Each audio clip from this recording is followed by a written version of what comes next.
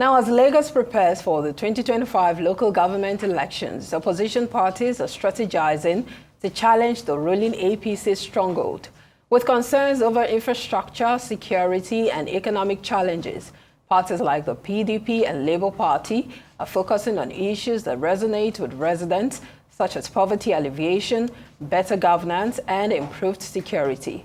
The PDP is targeting dissatisfaction with the APC's local governance, while the Labour Party is pushing for youth involvement and local business empowerment. Despite their efforts, the APC remains dominant, relying on its infrastructure projects and deep-rooted local influence to retain power. Political analysts see potential for opposition breakthroughs, but they face challenges like limited resources, lack of cohesion, and voter apathy. The upcoming elections will test the opposition's relevance and could shape the future of Lagos politics. Now, for an analysis of the chances of opposition parties in the forthcoming Lagos State local government elections, Youth Party chairmanship candidate for Etiosa local government, Ayodele Adio, now joins us on Newsday. Good to have you. Thank you for joining us. Thank you for having me. Now, looking at the political dominance of the APC in Lagos State, what are the realistic chances of your party in winning the Etiosa local government elections? The truth is there hasn't been any political dominance of the APC, especially in local council polls in Lagos. What you have seen over the years are, efforts by the ruling party to sort of, in certain instances, manipulate the process. And, sometimes you even have the referee, who is supposed to be, LISEC in this instance, breaching certain processes and provisions that make it difficult, for other political parties to compete. In a nutshell, it's not so much that the APC has been popular or is popular that they win these elections at the local level. It is the case that there has never really been a level playing field for other political parties to effectively compete. The rules of engagement are usually rigged in favor of the ruling party, and hence the results, that you have seen over the years. I think I must even add that you typically see a huge voter apathy of less than 3% of the voting population coming out to vote in local council polls in Lagos. And the reason, obviously, is the fact that a lot of people have completely lost hope, have given hope in the system entirely because, year after year, the entire system seems to have been gamed from the very beginning and sort of is an exclusionary field where other political parties run into the ring when the results have already been decided, given, the kind of system that usually is operating in Lagos State. Okay, now let's talk about the money aspect. Yes. That's crucial. How are you addressing the resource asymmetry between established parties and the likes of yours? So, it's not so much about the resources that you can muster. It's important because you need resources to campaign effectively. You need resources to build the right kinds of structures and people that will man the structures and deliver for you on election day. But the reality is you really do not, the problem with local government election in Lagos is not really resource-based. Mm-hmm. The resource is there, for people like me and my party to compete. The problem, like I say, is the lack of a level playing field, a system that has been gamed from the very beginning that makes it difficult for political parties to effectively compete. So it's not so much a popularity contest in local elections.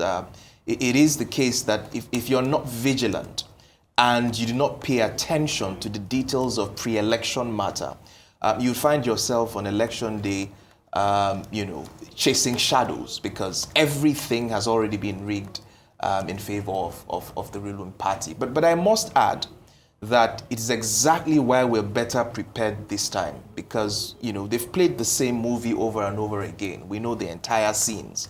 And we're better prepared to checkmate, many of these practices that have been pervasive over the years. How so? So there are a couple of things that they do that inadvertently disenfranchises people on election day. And I give you a few examples. The first is their penchant to always delineate polling units and ward structures in Lagos State, which, first of all, they do not have the powers to. It is only INEC that has the powers to recreate registration areas or delineate wards across the country. But for some reason, LISEC takes that powers on itself and delineates polling units across Lagos. The implication is that you would wake up on election day thinking that your polling unit was where you voted in the last general elections. And you'd find yourself in a rude shock when you realize that the electoral officer is telling you your name is not on the voting list, that your polling unit has been moved perhaps 20 streets or 30 streets forward. And so you have this huge confusion on election day where people are going to the polls to vote and their names are not on the voters register. They've been shifted to different polling units, across their area. And they spend the greater amount of time looking for their polling units to find where to vote. And so many people get discouraged and they go back home. All right, you talked about the fact that, there has been some form of favoritism, which many other opposition parties too have alluded to, yes. Concerning LASIEC. But your party opted for a one-member, one-vote system for selecting candidates. Now, how has this influenced your legitimacy as a candidate, and do you think that it could inspire confidence among voters? Well, that's the most transparent kind of system you could argue for. A political party that opens its internal processes up, for every member of the political party to either vote or nominate a candidate to represent them or fly their party's flag in any general election, as against the political MMM system you see in other political parties where just right after the primary election, you have hundreds of people who are protesting the legitimacy of the primary elections that were held by the APC, largely because there was lots of imposition, lots of manipulation, and people who manipulate themselves into office are never likely to deliver good governance. And so the truth is, it's almost between light and day. We run a very transparent internal system that creates a level playing field for every aspirant to aspire for office. And once you become the black fairer, it means you have earned the trust and you have that legitimacy to represent the political party in any office. And I think that should be the gold standard in elections across the country in Nigeria today. Well said. What specific demographic shifts in Etiosa support your electoral prospects, at least by your assessment? To be very honest, I don't think the elections in Etiosa is really about demographic shifts. It's about the failure of local governance to deliver basic services to the people of this important local government. Over the years, it's been a struggle for local government to effectively clear, the drains. It's been difficult to pass street lights in this local government. It's been extremely difficult to maintain inner city roads in these places. Businesses are not able to enjoy basic services from their local governments. As easy as collecting and disposing waste is a huge problem for the local government. And so you have people who are tired of the status quo, who over the last 24 years haven't seen a functional local government in their constituency. And that's the primary basis upon which I'm running, to deliver effective local government services to the people. While you're on that point, of course. While you're on that point, give us a better insight of your manifesto. What's on the table? What's your offering? Like I said, I'm running on two cardinal principles, which is, effective public service delivery and, of course, public accountability and transparency. And underneath, I have put together what I call the RISE plan, an economic agenda that will deliver, first of all, at least 15,000 jobs in Etiosa. And the RISE plan, obviously, is R for recycle waste to wealth, the I for investing in critical skills development, particularly in construction and hospitality.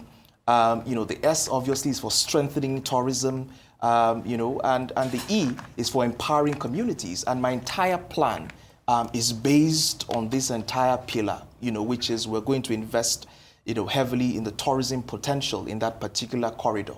And we're going to do that by training and retraining people in that axis, making the environment beautiful and habitable, and making the right investments, across, our beaches in that corridor, and working with, hospitality concerns in that places to boost the potential of All right, that any particular specific sector. plans for the youth? You're from the yes. youth party, so Yes. are there any strategies to connect with the young voters, especially those who are disillusioned about the political processes? Of course. So, I mean, young people have been excited about my candidacy because I've spoken to their hearts and the things that really matter to them. And that's why a cardinal pillar of my economic agenda is to invest in critical skills and competencies of young people, particularly in hospitality, in tourism, in construction, and the creative economy.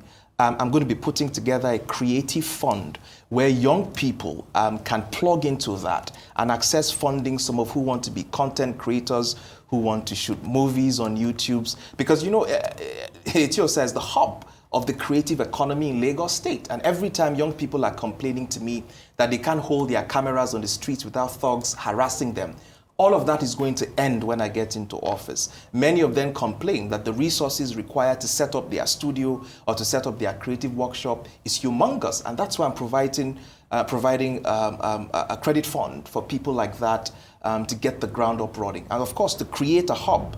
There's always an emphasis on IT hubs, across the country. The kind of hub I want to create in every ward in Etiosa is such that as a young person in the creative sector, you can walk into that place and have, digital editing tools, you have cameras to shoot your content, you have all sorts that you need to get off the ground running, without necessarily incurring a lot of sunk cost to lift yourself up. We're also going to tackle the drug problem in Etiosa. It's a complete menace. There's too much people on drugs on the streets in that corridor.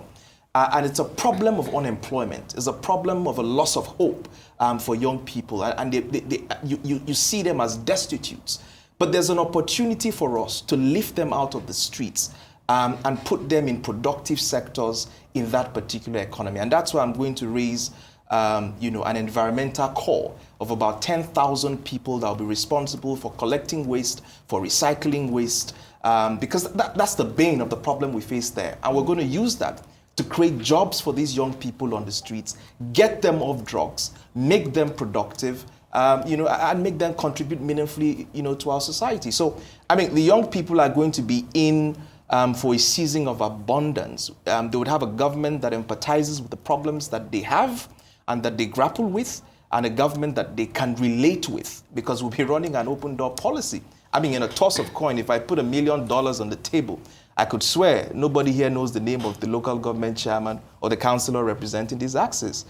You want to take a bet? No, you're the interviewee, so I'm not going to respond. But I really like how robust your plan is and all the areas that you're addressing. But is there anything that's still of concern to you about the process when that time comes? You mean the process of the election? For the election, yes. Of course, there's so many things that I'm concerned with. One of which is the illegality of conducting elections into 37 LCDAs.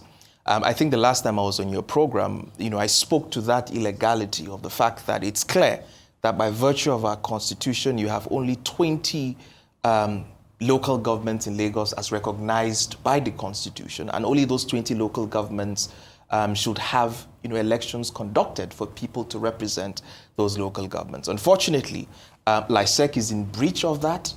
I think they are creating a constitutional crisis, which we will be challenging, obviously, because this impunity has to end. It was the president, the leader of their party, that took 36 governors to the Supreme Court to demand local government autonomy for local governments across the country.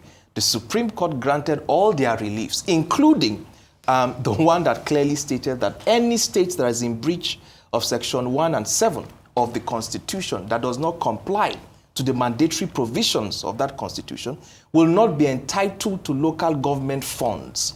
And it clearly states in 1 and Schedule 1 of the Constitution, where it listed the entire amount of local governments in Nigeria, 768, and 6 area councils in Abuja to make them 774. So clearly, LISEC and the state government is in breach of the Constitution to run elections into 37 LCDAs. And to tell you that they know that they are in breach Honorable James Faleke and Jimmy Benson, who represent Ikorodu, are currently sponsoring an amendment, a constitutional amendment bill in the National Assembly to recognize these LCDAs as real local government. That's an admittance that, you know, they are complicit. All right, on that note, I'd like to end the conversation and thank you very much, Youth Party Chairmanship candidate for Etiosa local government, Ayodele Adio. We wish you all the best in your political aspirations. Thank you. Thank you.